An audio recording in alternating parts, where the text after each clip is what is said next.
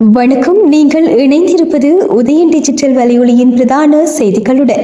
செய்தி தொகுப்பு உதயன் டிஜிட்டல் செய்தி பிரிவு செய்திகளுடன் இணைந்திருக்கும் நான் லிஷா தரணீஸ்வரன். துண்ணாலை வடக்கு கரவெட்டி பகுதியில் வீட்டு கிணற்றில் தவறி விழுந்து 4 வயது சிறுவன் உயிரிழந்துள்ளான். அருண் நேரு அஸ்வந்த் என்ற 4 வயது சிறுவனே இவ்வாறு உயிரிழந்துள்ளார். நேற்று காலை சிறுவன் வீட்டில் தந்தையுடன் இருந்த நிலையில் தந்தை உறக்கத்தால் கண் விழித்த போது சிறுவனை காணாது தேடியுள்ளார். அப்போது கிணற்றுக்குள் சிறுவன் காணப்பட்ட நிலையில் சிறுவனை மீட்டு பருத்தித்துறை ஆதார மருத்துவமனைக்கு கொண்டு சென்ற போது சிறுவன் ஏற்கனவே உயிரிழந்து விட்டான் என தெரிவிக்கப்பட்டது. இறப்பு தொடர்பில் பருத்தித்துறை திடீர் மரண விசாரணை அதிகாரி திருமதி ஆஞ்சலா வின்சென்ட் தயான் விசாரணை மேற்கொண்டார். அனுராதபுரம் தம்புத்தேக்கம போலீஸ் பிரிவுக்கு உட்பட்ட பகுதியில் நேற்று பேருந்தொன்று பள்ளத்தில் வீழ்ந்து விபத்துக்குள்ளானதில் மாணவர் ஒருவர் உயிரிழந்ததுடன் 47 பேர் படுகாயமடைந்துள்ளனர். உயர்தர பரீட்சைக்கு தோற்றிய மாணவர்கள், சாதாரணதர பரீட்சை கருத்தரங்கில் பங்கேற்ற மாணவர்கள் மற்றும் பொதுமக்கள் பயணித்த பேருந்தே கட்டுப்பாட்டை இழந்து பள்ளத்துக்குள் வீழ்ந்துள்ளது. இதன்போது உயர்தர பிரிவு மாணவர் ஒருவர் உயிரிழந்ததுடன் 47 பேர் படுகாயமடைந்துள்ளனர். படுகாயமடைந்த 47 பேரில் 9 பேர் மாணவர்கள் எனவும் தெரிவிக்கப்பட்டுள்ளது. பேருந்தின் சாரதி கைது செய்யப்பட்டுள்ள நிலையில் மேலதிக விசாரணைகளை போலீசார் முன்னெடுத்து வருகின்றனர். கொழும்பு கொட்டாஞ்சேனை பகுதியில் கடந்த 7ஆம் தேதி போதைப் பொருள் மாஃபியாவை சேர்ந்து ஒருவர் சுட்டுக் கொல்லப்பட்ட நிலையில் இந்த கொலையுடன் தொடர்புடைய குற்றச்சாட்டில் உடுவிலை சேர்ந்த சந்தேக நபர் கைது செய்யப்பட்டுள்ளார். இந்த குற்றச்செயல் தொடர்பில் கடந்த 8ஆம் தேதி மானிப்பாய் பகுதியில் வைத்து பெண்ணொருவரும் 2 ஆண்களும் என 3 சந்தேக நபர்கள் கைது செய்யப்பட்டிருந்தனர். மேலதிக விசாரணைகளுக்கு அமையவே உடுவிலை சேர்ந்த மற்றொரு நபர் நேற்றிரவு யாழ்ப்பாணம் மாவட்ட குற்றத்தடுப்பு பிரிவு போலீசாரால் கைது செய்யப்பட்டுள்ளார். கைது செய்யப்பட்ட நபர் ஆவா குழுவுடன் நெருக்கமான தொடர்புகளை உடையவர் என்றும் சந்தேக நபரிடமிருந்து வாள் மற்றும் போதை மாத்திரைகள் மீட்கப்பட்டுள்ளன.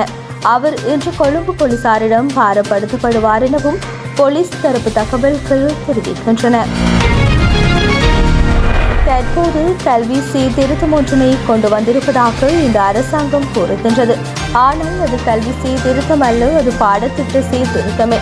2023ஆம் ஆண்டு மாற வேண்டிய பாடத்திட்டம் மாறவில்லை. அந்த வகையிலேயே 2026ஆம் ஆண்டுக்காக இந்த பாடத்திட்டம் மாற்றப்பட்டுள்ளது என இலங்கை ஆசிரியர் சங்கத்தின் பொதுச் செயலாளர் ஜோசப் ஸ்டாலின் தெரிவித்துள்ளார்.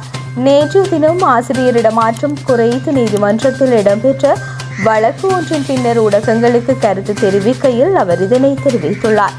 மேலும் தெரிவித்த அவர், பாடசாலை நேரமானது 2 மணி வரை அதிகரிக்கப்பட்டுள்ளது.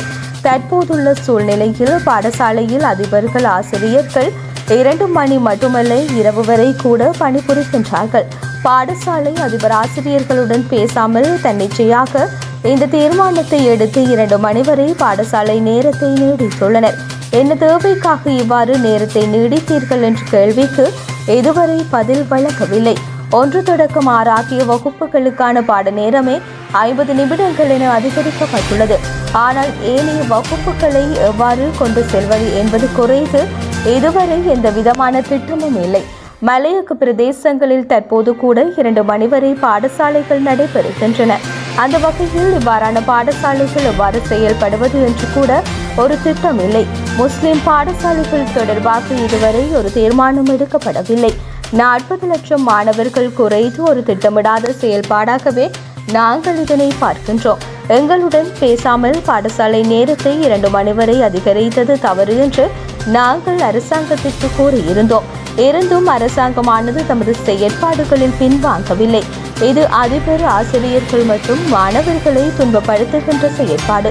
தேவை ஏற்படும் பட்சத்தில் அவர்களை நேரத்தை அதிகரித்து கற்றல் கற்பித்தல் செயற்பாடுகளில் ஈடுபட தயார். ஆனாலும் அரசாங்கத்தின் இவ்வாறான தன்னிச்சையான செயற்பாடுகளுக்கு நாங்கள் எதிர்ப்பு தெரிவிக்கின்றோம். எனவே எதிர்வரும் டிசம்பர் 12ஆம் தேதி இலங்கை முழுவதும் அதிபர், ஆசிரியர்கள் ஆகிய நாங்கள் அனைவரும் இணைந்து அடையாள வேலை நிறுத்தத்தை முன்னெடுப்பதற்கு தீர்மானித்துள்ளோம் என்றார். இந்தியாவின் தலைநகர் டெல்லியின் செங்கோட்டை மெட்ரோ ரயில் நிலையம் அருகே நேற்று மாலை இடம்பெற்ற பயங்கர கார் வெடிப்பு சம்பவத்தால் தலைநகர் முழுவதும் அதிர்ச்சியில் உறைந்துள்ளது. மக்கள் நடமாட்டம் மிகுந்த பகுதியில் நிகழ்ந்த இந்த கோர சம்பவத்தில் 10 பேர் பலியானதாக முதற்கட்ட தகவல்கள் தெரிவிக்கின்றன. இது பயங்கரவாதிகளின் சதிச் செயலாக இருக்கலாம் என்ற கோணத்தில் விசாரணை தீவிரப்படுத்தப்பட்டுள்ளது. செங்கோட்டை மெட்ரோ ரயில் நிலையத்தின் வாயில் எண் 1 அருகே நிறுத்தப்பட்டிருந்த காரொன்று நேற்று மாலை 6:30 மணியளவில் திடீரென பயங்கர சத்தத்துடன் வெடித்து சிதறியது. இந்த வெடி விபத்தில் அருகில் இருந்த வேன், முச்சக்கர வண்டி மற்றும் கார் உட்பட 8க்கும் மேற்பட்ட வாகனங்கள் தீயில் சிக்கி சேதமடைந்தன. லோக் நாயக் ஜெய் பிரகாஷ் நாராயண் மருத்துவமனை நிர்வாகம் 10 பேர் உயிரிழந்ததை உறுதிப்படுத்தியுள்ளதுடன் மேலும் 24 பேர் காயமடைந்துள்ளனர் என்றும்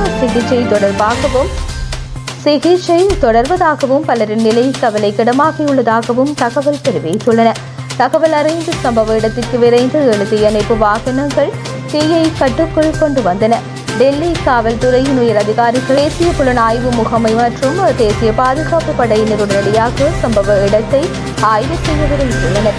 வெடிப்பு சம்பவம் நடந்த நேரமும் இடமும் சதிச் செயலுக்கான சந்தேகத்தை எழுப்பியுள்ளது. இதனால் வெடி விபத்துக்கான சரியான காரணம் குறித்த விசாரணையை காவல்துறை தீவிரப்படுத்தியுள்ளது. கடந்த 6 மாதங்களாக ஜம்மு காஷ்மீர் பகுதியில் இருந்து பயங்கரவாதிகளின் சதித்திட்டங்கள் முறியடிக்கப்பட்டு வரும் பின்னணியில் இந்த தாக்குதல் நடந்துள்ளமை குறிப்பிடத்தக்கது. கம்போடியாவுடன் போர் நிறுத்தம் செய்ய அமெரிக்க ஜனாதிபதி டிரம்ப் முன்னிலையில் கையெழுத்தான ஒப்பந்தத்தை தாய்லாந்து நிறுத்தி வைத்துள்ளது. எல்லை பிரச்சினை காரணமாக தாய்லாந்து கம்போடியா இடையே நீண்ட நாட்களாக மோதல் நீடித்து வருகின்றது. கடந்த ஜூலையில் ஏற்பட்ட மோதலில் இரு தரப்பில் இருந்தும் 30 பேர் கொல்லப்பட்டனர், பலர் படுகாயம் அடைந்தனர். இதனிடையே டிரம்ப் பேச்சுவார்த்தை நடாத்தியதை தொடர்ந்து இரு நாடுகளும் முதல் நிலை போர் நிறுத்தத்துக்கு ஒப்புக்கொண்டன. மலேசியாவில் நடந்த ஆசியான் மாநாட்டில் அவர் முன்னிலையில் போர் நிறுத்த ஒப்பந்தத்தில் இரு நாட்டு பிரதமர்களும் கையெழுத்து இட்டனர். இந்த நிலையில் இரு நாட்டு எல்லையில் சிசாகேட் மாகாணத்தில் புதிதாக வைக்கப்பட்ட கண்ணிவெடி வெடித்ததில் ரோந்து பணியில் ஈடுபட்ட தாய்லாந்து ராணுவ வீரர்கள் 2 பேர் காயமடைந்துள்ளனர். இதன் பின்னணியில் கம்போடியா இருக்கும் என்ற சந்தேகம் தாய்லாந்துக்கு ஏற்பட்டுள்ளது. இதனை அடுத்து மலேசியாவில் டிரம்ப் முன்னிலையில் கையெழுத்தான போர் நிறுத்த ஒப்பந்தத்தை நிறுத்தி வைப்பதாக தாய்லாந்து பிரதமர் அறிவித்துள்ளார். இது குறித்து தாய்லாந்து பிரதமர் அனுடின் சார்ன் விரகுல் குறிப்பிட்டுள்ளதாவது, தெளிவான முடிவு ஏற்படும் வரை அமைதிக்காக இதுவரை எடுக்கப்பட்ட நடவடிக்கைகளை நிறுத்தி வைக்கின்றோம். நாங்கள் எதிர்பார்த்தபடி விரோதம் குறையவில்லை என்பது தற்போது நடந்த நிகழ்வுகள் காட்டுகின்றது. எனவே இனியும் அடுத்த கட்ட நடவடிக்கை எடுக்க முடியாது என்றார். முதல் தர கிரிக்கெட் வரலாற்றில் அதிவேக அரை சதம் அடைந்த முதல் இந்திய வீரர் என்ற சாதனையை மேகாலயாவின் ஆகாஷ் குமார் சவுத்ரி படைத்துள்ளார். 25 வயதான அவர் ரஞ்சி கிண்ண தொடரில் அருணாச்சல பிரதேசத்திற்கு எதிரான போட்டியில் 11 பந்துகளில் அரை சதம் அடைத்து வரலாற்று சாதனை படைத்தார். இதன் மூலம் இங்கிலாந்தின் வெயின் வைட்டின் சாதனையை ஆகாஷ் குமார் முறியடித்துள்ளார். 2012ஆம் ஆண்டு இங்கிலாந்து முதல் தர கிரிக்கெட்டில் எக்ஸஸ் அணிக்கு எதிராக போட்டியில் 12 பந்துகளில் வெயின் வைட்டின் அரை சதம் அடித்து சாதனை படைத்திருந்தார். வெயின் வைட்டின் தான் எதிர்கொண்ட 11 பந்துகளில் தொடர்ச்சியாக 8-6 ஓட்டங்களை அடித்திருந்தார் என்பதும் குறிப்பிடத்தக்கது. தொடர்ச்சியாக 8 பந்துகளை எடுத்தார். 8வது இடத்தில் களமிறங்கிய ஆகாஷ் லிமர் டாபி வீசிய ஓவரில் 6 சிக்சர்கள் அடித்தார். இதன் மூலம் முதல் தர கிரிக்கெட்டில் ஒரு ஓவரில் 6 சிக்சர்கள் அடித்து 3வது வீரராக ஆகாஷ் மாறியுள்ளார். முன்னதாக இந்திய அணியின் முன்னாள் வீரர் ரவி சாஸ்திரி மற்றும் கேரி சோபர்ஸ் ஆகியோர் முதல் தர கிரிக்கெட்டில் ஒரே ஓவரில் 6 சிக்சர்கள் அடித்திருந்தனர். இருப்பினும் முதல் தர கிரிக்கெட்டில் தொடர்ச்சியாக 8-6 ஓட்டங்களை அடித்த முதல் வீரர் ஆகாஷ் என்பதும் குறிப்பிடத்தக்கது. இத்துடன் உதயம் டிஜிட்டல் வலையொலியின் பிரதான செய்திகள் நிறைவடைகின்றன. தொடர்ந்தும் செய்திகளை உடனுக்குடன் அறிந்து கொள்ள எமது உதயம் டிஜிட்டல் வலையொலி பக்கத்துடன் இணைந்திருங்கள். வணக்கம்.